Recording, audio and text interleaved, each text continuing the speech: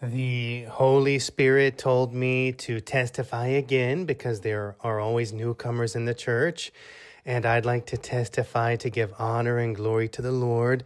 When I arrived to the church 10 years ago, I had a lot of problems and sadness. My home life was in ruins. I didn't want to live. I had addictions and tattoos on my neck and face. I was making lots of mistakes.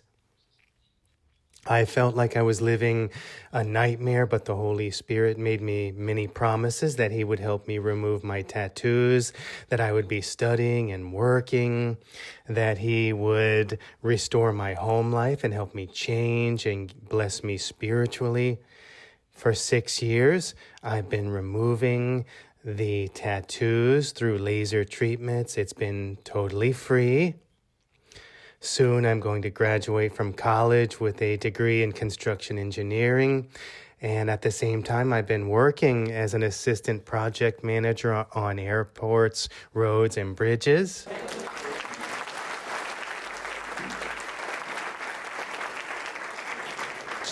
Today, my home life is beautiful. It's full of love, respect, and friendship. The Lord has baptized me with the Holy Spirit. There are still things I need to change, but I'm a different person today. There's peace, joy, and hope in my heart. The Lord brought me to His church with flaws and sins, but He's given me the opportunity to transform my life. It's been the best thing that could have ever happened to me. I testify to give honor and glory to the Lord. I testify for the glory of God, of what the Lord had announced to me in all of His prophecies since I came to His church.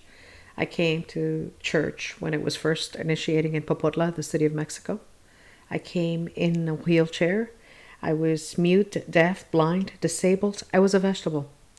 And even so, I heard the prophecy, even though I was deaf. And the Lord spoke to me in prophecy, and He said to me for the first time that I had looked for Him where I shouldn't have, that I opened doors that I shouldn't have opened, that what I had was not of a medical nature, but it was a diabolic witchcraft, something that a human being had done because of envy, and it had left me like this, but that I should trust in Him because He would be pulling me forward, that I would be studying, that I would be entering into some waters where He would heal me, and I couldn't understand. When I was baptized in water, exactly as when it happened. When I entered into the waters, they lowered me, but I came out walking. I wasn't speaking very well yet, but I was walking and I was jumping because the Lord gave me this opportunity of life. And I continued to assist to the church, getting to know Sister Maria Luisa because I didn't know her. I didn't value her because I didn't know who she was. I couldn't understand until she came down from the pulpit one time and she laid hands upon me and she told me that I was not going to die, nor any of my loved ones, as they had told me, because He was the only one who gave life and took it away. I continued forward. I continued to believe in the Lord. I continued and continued as He told me, you believe me, you love me, and I will teach you to love me even more. And I tell you, brothers and sisters, that the Lord exists. I began in 2007. I began with cancer in one eye.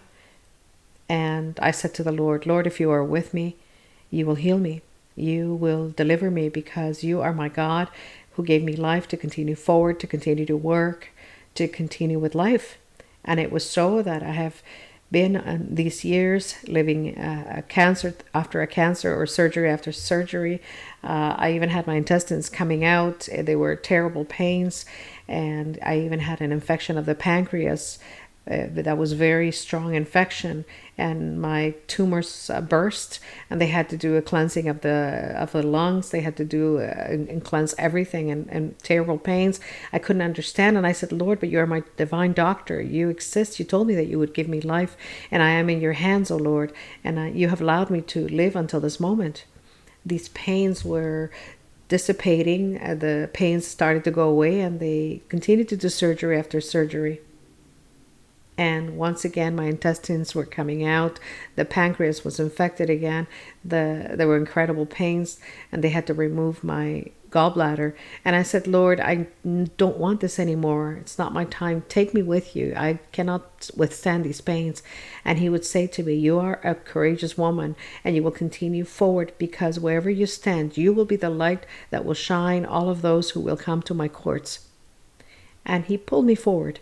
And I'm alive. I continue forward. I am preparing myself for another surgery. And the Lord had told me, and nothing would lack, and nothing has lacked, nor will it lack in my house. And everything has come to my house. The food that the foundation has sent me, I have very big pantries. It has helped me very much. And every time I open the pantry, I said to the Lord, Lord, I've look at this week, and I have oil, I have soap. Brothers and sisters, until this moment that I am testifying and filming this and speaking to you, I tell you that I still have my pantry full. And my nourishment has come to my house, food. When I had COVID, and my son had COVID too, because he lives with me. Nothing lacked. The Lord told me that he would be giving me nourishment, garments, housing, and the rents have been paid. And the Lord has given me overabundantly. And the Lord has told me that He's placed helpers, and that all of those illnesses that I've had, that I would not suffer anymore. And that it wasn't my time, because I had prepared myself to go with Him. And the Lord told me, no, it is not your time yet to be with me. And you have prepared yourself, and you have asked me for this, and you've told me, but it is not your time. You will continue forward working without rest. And I tell you that I will give you length of life. And they will ask you why you look so young, even though you have so many illnesses. I don't complain. I stand upright, and I look at all of those, and I say, Lord, you've told me, you've given me life, and I continue forward. I continue to do my things. I continue to work in what I can. My food has come, my sustenance, and all of this, my brothers and sisters, have testified for the honor and the glory of the Lord.